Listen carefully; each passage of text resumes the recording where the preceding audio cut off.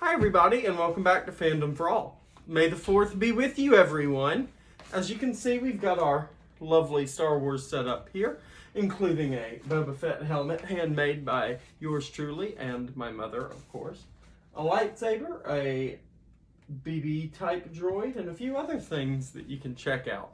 But today, we are here to rank the live-action Star Wars projects, in my personal opinion, from start to finish. So, without further ado, let's get started. At number 13, I have the Star Wars Holiday Special, and that really should be all I have to say. There's so much wrong with it. It's cheesy, it's stupid, for lack of a better word, and personally, the best part about the project, is the animated Boba Fett shorts. They are the standout, they're great, and they led to the introduction of Boba Fett into the Star Wars universe in Star Wars Empire Strikes Back. So, Boba Fett, if you think about it, long before this girl right here, Boba Fett was the first Star Wars character to be introduced in an animation and then brought into the live-action universe. So yes, at 13 is the Star Wars Holiday Special. Alright, up at number 12 is The Phantom Menace. Now, I put it really low on the list. I'm a massive Star Wars fan, if you can't tell. I'm a massive fan of everything, if you can't tell. But Star Wars has always held a special place in my heart because my great uncle introduced me to Star Wars when I was very young and started a lifelong love of space, medieval, Western stuff, which is exactly what I think Star Wars is, in my opinion. But The Phantom Menace came out like the year before I was born, and I didn't see it until I was like 4 or 5, and I very much disliked it. But that was as a child, and I didn't even know how movies operate. It just wasn't my favorite. It lacks in some of the charm that makes Star Wars Star Wars. It just feels weird. I think the standout of the project is Liam Neeson as Qui-Gon Jinn, and that's just about it. Oh, Darth Maul, of course, being introduced in The Phantom Menace, which led to wonderful character stories in the future, is also one of the positive parts of The Phantom Menace. So yep, number 12 is Star Wars The Phantom Menace. Up at number 11 is Star Wars The Last Jedi. Now, it's no secret that I am not a fan of the sequel trilogy. I like them in their separateness. I do not like them in their entirety. When you watch them all together, they feel like rehashes, they feel like remakes, and some of them just feel wooden, especially one that I will be getting to very soon, up at number 8.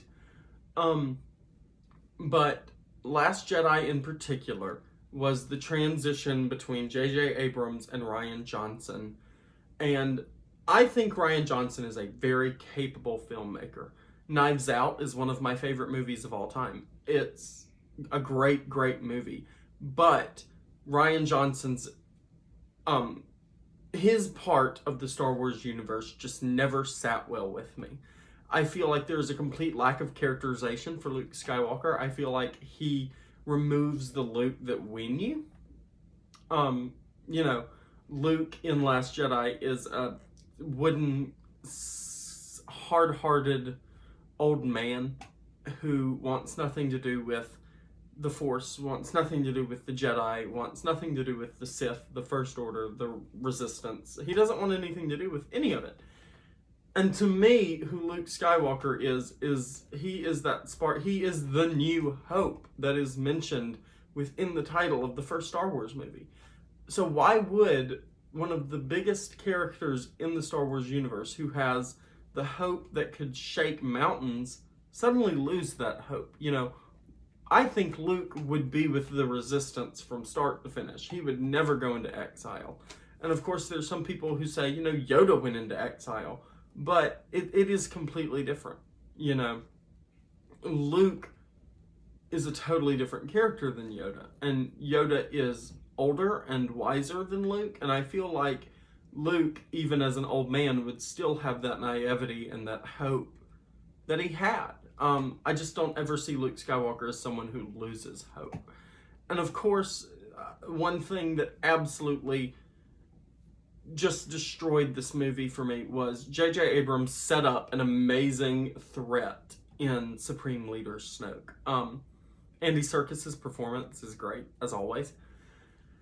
But Rian Johnson completely stripped that character out of continuity. He killed that character off in a very quick and very swift manner that just never sat well with me. I feel like we deserved way more character development for Supreme Leader Snoke, and he really needed to be built up as the villain.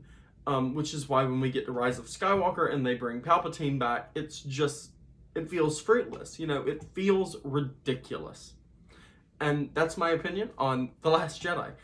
So, up at number 10 is Star Wars The Force Awakens. Now, I know what you're thinking. How could you put The Last Jedi and The Force Awakens right after each other and this far back? That is because, to me, The Force Awakens is absolutely just a remake and rehash of A New Hope. Sure, there's no Obi-Wan character for Rey until the end, but everything else kind of just is a shot-for-shot, line-for-line, plot-for-plot rehash of A New Hope. And that's not how you make a sequel. That's how you make a reboot. And this is not a sequel. This is not a reboot of the Star Wars franchise. It is a sequel to already established movies, and it literally copies those established films. And that's not gonna fly with me. I don't think that's a great idea. I just don't see that from a filmmaking standpoint as the way to go. And of course, Lucasfilm and Disney had their hand in it. It wasn't all J.J. Abrams. I think his cinematography and his directing is beautiful. I love his Star Trek movies, but I don't like his Star Wars movie. I like it in a J.J. Abrams sense, not in a Star Wars sense, if that makes sense. So yeah, number 10 is The Force Awakens. And now, up at number 9 is Attack of the Clones. Attack of the Clones is easily one of the better prequel films, but it isn't the best. The film is great at introducing characters and doing exposition for characters that fall later in the timeline, like Boba Fett and the Stormtroopers, of course. It is quite literally the origin of the 501st Legion, and that's, to me, it's great. It's awesome, but it's still one of those movies where George Lucas thought he could do something with a franchise that needed something new. And I still think there are only certain parts of the Star Wars universe that really bring that new that we needed. And those are going to be higher up on my list, and you'll see them when we get to the bottom 10, actually. But, yeah. For me, I couldn't deal with the Attack of the Clones. A lot of it is dark. It's a really dark, lighted Star Wars movie until the end at the Battle of Geonosis, which is one of my favorite Star Wars battles of all time. All the Jedi going at it against all these separatists and droids and monsters and Geonosians, flying bug people. It's a really great scene, but the rest of the movie just doesn't cut it for me. So yeah, number 9, Attack of the Clones. Up at number 8 is Star Wars The Rise of Skywalker. J.J. Abrams' return to the Star Wars universe. Except it doesn't work. I know a lot of people share my opinion on this. And I am of the mind that if you're going to continue a trilogy, do something new. I've already said this and I'll say it again. Do something new. When I watched the San Diego Comic-Con, or Star Wars Celebration trailer for this picture,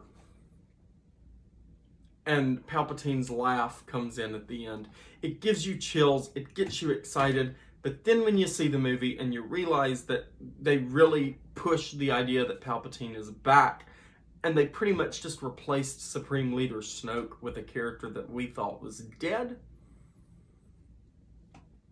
it doesn't work. And Ian McDiarmid is phenomenal, as always, but I don't like the fact that they brought Palpatine back. I like the idea of Snoke being a cultist from the days of the Empire, and building this massive final regime, you don't need Palpatine for that. That could have been Snoke, and it would have been great. And maybe in the end, Kylo could have sacrificed or killed Snoke like he did in The Last Jedi.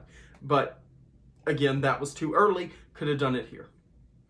Not to mention, it feels very, very close to, in many respects, it's a mix of Empire and Return. But again, it's still partially a rehash.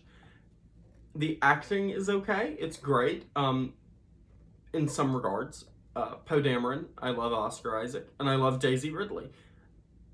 But, you know, when you kill off your main character in The Last Jedi, which I completely did not mention, but, you know, they kill off Luke in The Last Jedi, and you're like, why? And I get that they were trying to get emotional reactions and trying to get us to separate these films from the past and to move on. But, you know, Luke didn't even really get to be there with Leia at the end of Last Jedi. And so here in Rise of Skywalker, his name is literally in the title, and there's only one biological Skywalker, well, two, really, left. Ben isn't necessarily a Skywalker, he's a Solo. He's got the blood running in him through his mom, but he's got his daddy's name. And Leia, you know, she's the last Skywalker.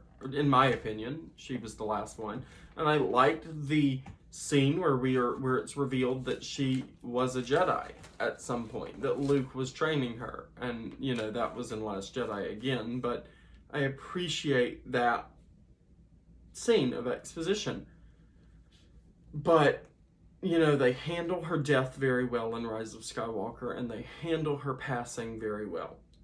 They bring in Lando Calrissian again. I'm meeting Billy D. Williams in June, so I'm very excited to talk about Lando. He's one of my favorite Star Wars characters, and I really liked his return in this movie. Everything else I could do without. It's not my favorite. One of my celebrity crushes is in this movie, and that's Richard Grant. So that was a plus. Seeing Richard Grant throughout this whole movie was an excellent plus. I felt the execution of General Hux was sloppy, rushed, didn't belong. He should have been if he was going to be a spy, he should have been a hero. Didn't have to die. So yeah, that's Rise of Skywalker. And so now moving into the bottom 7. Number 7 is Solo, a Star Wars story. Now, there's a lot of history to this movie. 2 of my favorite filmmakers were originally attached to this movie, and then they left and they brought in Ron Howard to complete the picture. And Ron Howard did a really good job with this movie. I don't know how much of it was Lord and Miller and how much of it is Ron Howard, but either way, it's great. It's a good movie. And I think it's a great movie. I like the exposition. I like the inclusion of Woody Harrelson. I like Woody Harrelson in anything.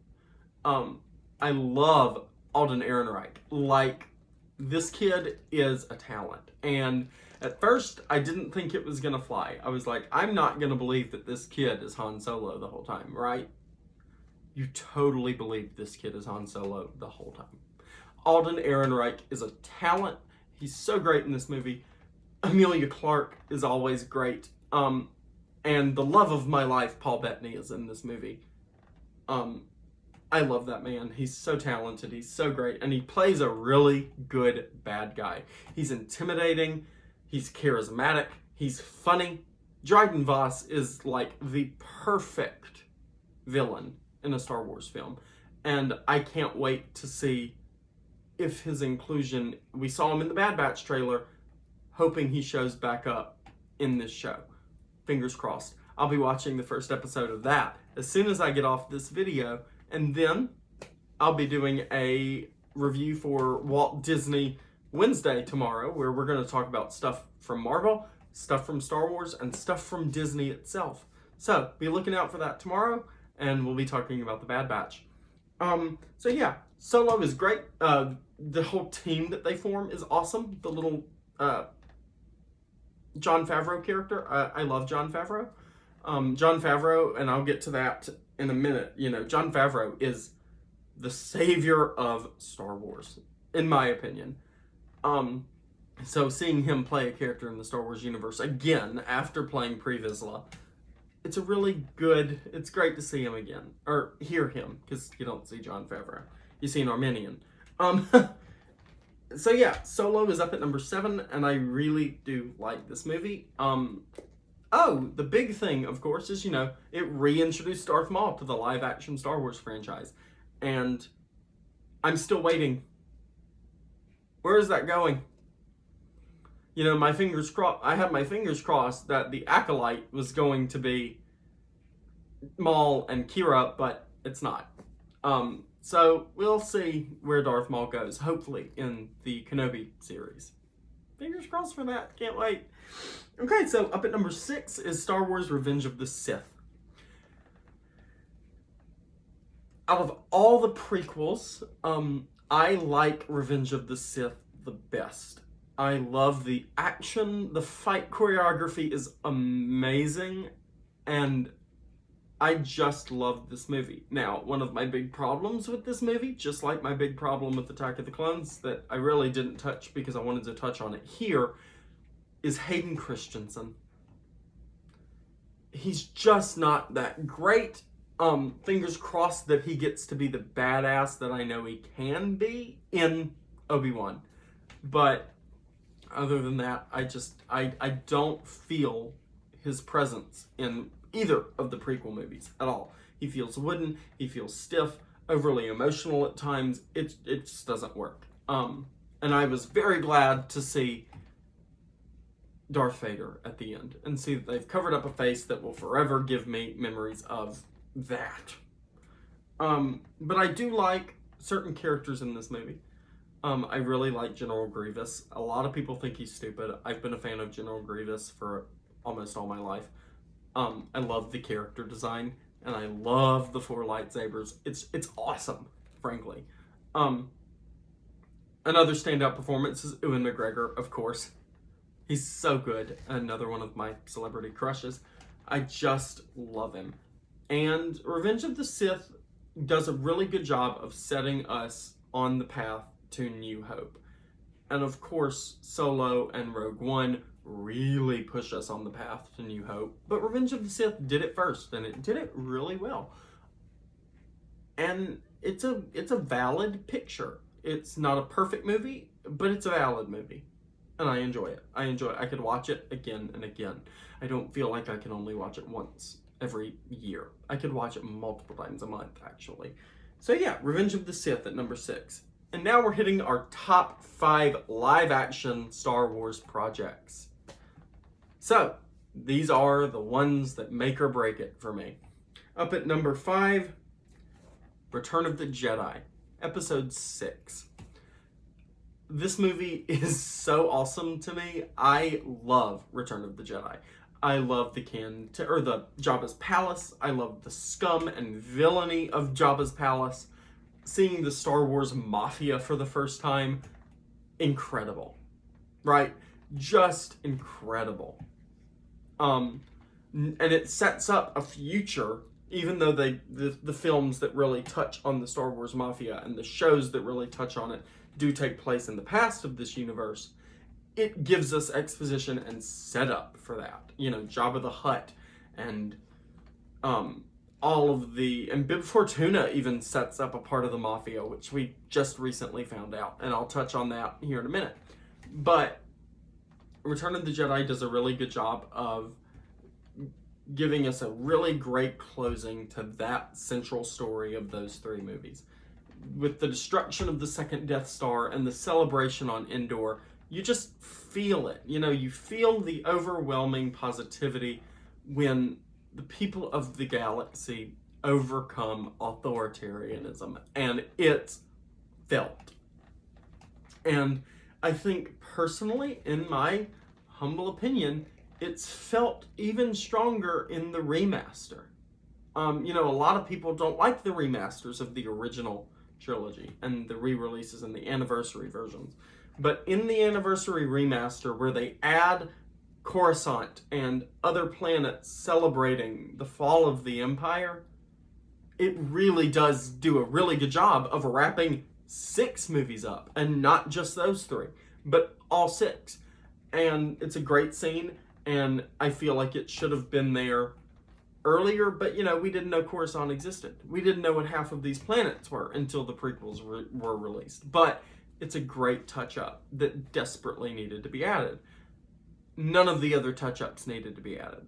Just like the remaster of New Hope. Get that Jabba the Hutt away from me. I do not like that scene. I hate that. And the fact that Boba Fett is there, it's just... no, and we'll talk about that when we get to New Hope. But Return of the Jedi is great. The Sarlacc pit scene is another one of my favorite scenes in all of Star Wars. And, the fact that, once again, we're back on Tatooine, back on a very central planet in this universe. I appreciate that. And I appreciate that Tatooine is a presence that is felt throughout the entire universe from start to finish. So yeah, up at number 5, Return of the Jedi. At number 4, this is our first non-film live-action entry. I consider Holiday Special a film, even though it was made for television. Now we're merely talking about a television series. And it's the only live-action television series so far, and that is The Mandalorian. I don't know what else to say about this show other than Jon Favreau and his excellent team of directors revived the renaissance of Star Wars. Of course, there was another movie that we'll touch up here in a minute that did it first, but The Mandalorian does it better. And that is, you're watching a Star Wars film that takes place 6 years after the fall of the Empire, and you've still got classic stormtroopers, and you've got death troopers, and you've got shadow troopers and dark troopers, and the Empire is still looming over this galaxy, even this period of time after. And of course, not to mention the introduction of everybody's favorite little green baby, Grogu. It was a really well-needed character in the franchise, because it's like a Western. It's a hard, rough, and tough guy and a baby. It's just awesome. And it's an awesome thing for Star Wars. And Star Wars desperately needed something like this. I love Giancarlo Esposito. Excellent performance. He always plays a good bad guy. And Moff Gideon is a presence in both seasons that just nails it. I will say something a little controversial that not everybody agrees with, of course, but, whether you like her as a person or not, Cara Dune is a great character, and Gina Carano really does a good job of playing the character. We, as a society, need to separate characters from their actors. And as a character that was written, she's great. Gina's acting can be wooden sometimes, sure. But I really do like Cara Dune as a character. And her introduction episode is awesome. And she's a really great part of Season 2, in my opinion, as well. Of course, Season 2 saw the reintroduction of none other than Boba Fett. That's all you need. Is Tim Morrison kicking ass as an old Polynesian war hero. His fighting style is so Polynesian, so Kiwi, so Islander, and it's awesome. And he's got his gaffa stick, and it's just awesome. And he gets a new armor job that makes him look like this old, hardened sheriff type character, and I'm such a nerd for it. And The Mandalorian, has many guest stars and guest directors, including Taika Waititi, one of my favorite directors, Rick Famuyiwa, Robert Rodriguez, and The Mandalorian is just a perfect Star Wars story. And if you haven't watched it yet, you absolutely need to go watch it. So yeah, number 4 was The Mandalorian. Up at number 3 is Star Wars: A New Hope, the movie that started it all. Sure, maybe it should be number 2, but it's not. It's not. It is my personal ranking. As I said, And New Hope is awesome. Little Mark Hamill and Alec Guinness are excellent in the first half of this movie.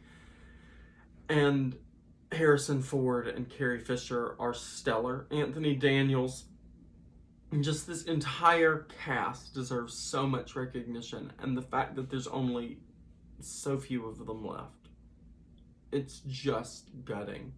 I had the pleasure to meet Peter Mayhew at a convention the year after Carrie Fisher died, and you could just tell how heartbroken he was. And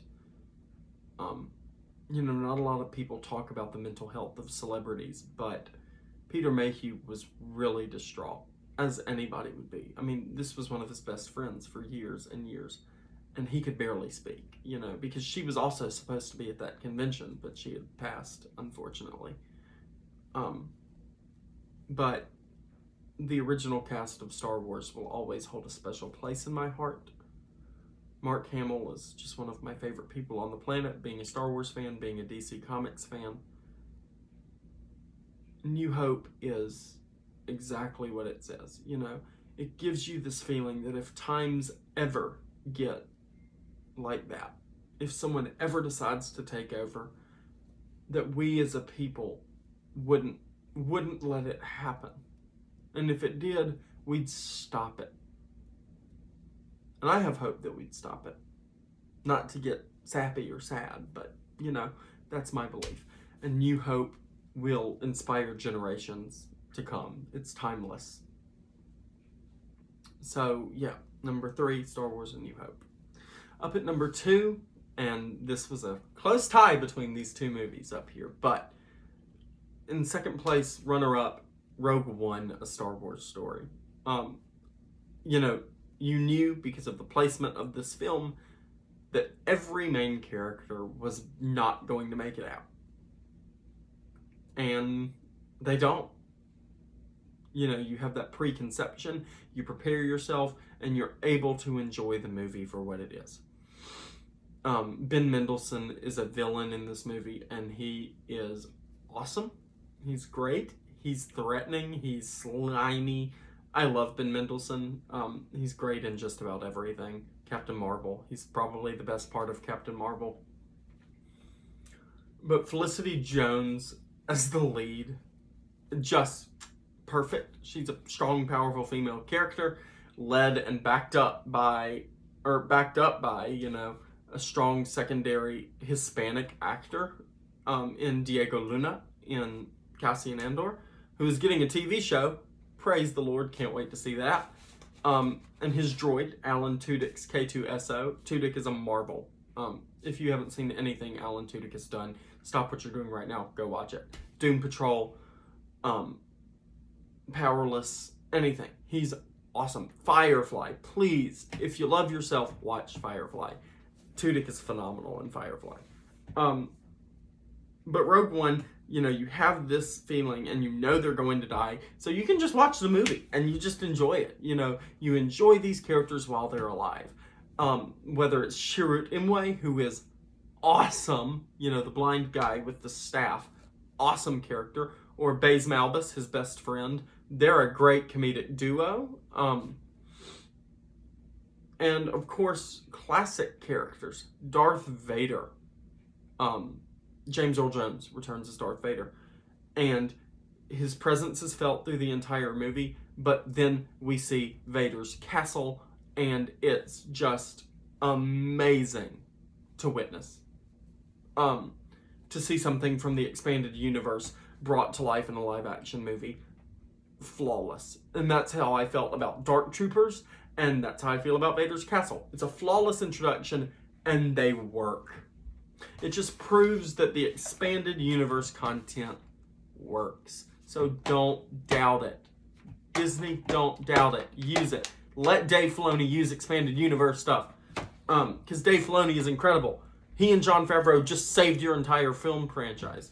And Rogue One is perfect, in my opinion. All of these sentimental, beautiful characters that have a mission, whether it's to stop the Empire, or to save a father, or to bring honor to something. It's just every character has an individual motivation, and you feel it, and you know it, and it's expanded upon. And of course, the ending of this movie is probably my favorite ending of any Star Wars movie, because it leads directly into New Hope. It showcases Darth Vader as the skilled fighter that he is, and we get Princess Leia. And so Rogue One will always hold a very, very special place in my heart, and that was my number 2. And of course, that only leaves one movie at number 1. Star Wars: The Empire Strikes Back. Now, I know it's a generic opinion, but it is my real opinion. Empire, being a sequel, surpasses New Hope in every way. The introduction of the Emperor, the introduction of bounty hunters into the Star Wars universe, the introduction of Boba Fett into the live-action universe. Just wonderful. I think my favorite aspect of this movie is the whole bounty hunter thing. Not to mention Cloud City and Lando are excellent. And Empire is my favorite for many reasons. And I could go on and on and on about Empire, but we're about to hit 32 minutes. And I can't talk for 45 minutes on a YouTube video, or 35 minutes. But just know that Empire is easily my favorite Star Wars movie. Easily should be almost anybody's favorite, but your opinion is your opinion. This is just my list. It's subjective, it's personal. Please go down in the comments and tell me what your listing for the Star Wars universe is. Today is the debut of The Bad Batch, like I said, and I will be watching that episode as soon as I get off this video, and I will be doing a review of... Tomorrow is Walt Disney Wednesday, like I said, and so that video will include a review of the first episode of The Bad Batch. We will discuss Disneyland reopening, cast member individuality, everything going on in the parks right now, and then we will discuss Marvel Studios' big drop yesterday, in Eternals and Black Panther and Captain Marvel. We'll talk about all of that tomorrow. I can't wait for you guys to see that video and hear what I have to say about all of that. But for now, this has been my May the 4th video and my entry into dozens of other May the 4th videos. But I'm so glad that you stopped and watched mine and saw my personal ranking of the Star Wars movies. And I look forward to seeing you guys tomorrow. Bye, guys. May the 4th be with you.